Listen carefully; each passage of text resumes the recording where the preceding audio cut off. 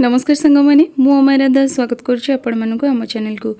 तेज सांग मैंने आपण मैंने तो पणस कटा एबिका सीजन में पणस कटा खायापी समस्ते बहुत भल पाते कहीं सेटा ही कंचा पणस कटा एवं ही खायापी भल लगे कहीं रज टाइम तो सेटा सब पाची जाए तो तरकारी भजा भुजी खाई खाई आपण मैंने पूरा बोर हो तो मुझे आपण किसी नुआ रेसिपी नहीं आसी पकोड़ा टाइप सो ए पणस को तो देखी थी सरू सरू कर काटी नहीं प्रेशर कुकर देदेवी तापर सीझापी जी पानी आवश्यक से देवे कम पानी देवे बेस देवे ना एंड से अल्प टिके लुण स्वाद ठारू कम लुण पकेबे कहीं पर यूज करवा अल्प टिके हलदी तो एबे आपको सीझापी 2टी सीटी देदेवा बेसी नहीं गोटे किंबा 2टी सीटी देदेवा।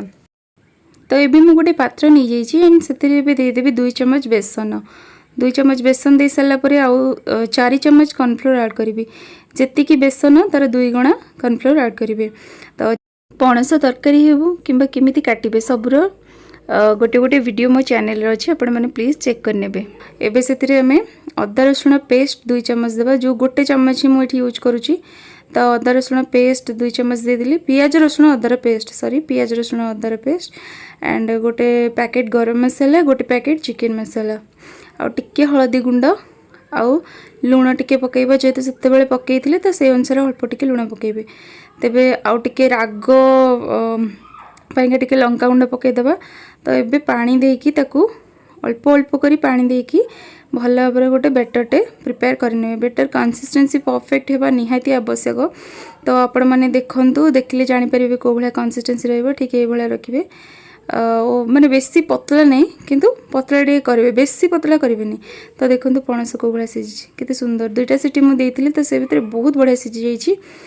तो मुझे से पानी छाणी नहीं एबे से बेटर रे पणस कटा सब सीझा पणस कटा को सब देदेबा बहुत टेस्टी लगी। तो मुझे चाहिए आपण मैंने प्लीज थे थे एमती करके खातु कि गेस्ट आसिले एमती करके दिंतु बहुत टेस्ट। तो तेल ए मीडियम फ्लेम रे गरम कर नहीं तो ताको एबे सब छाणी नबा।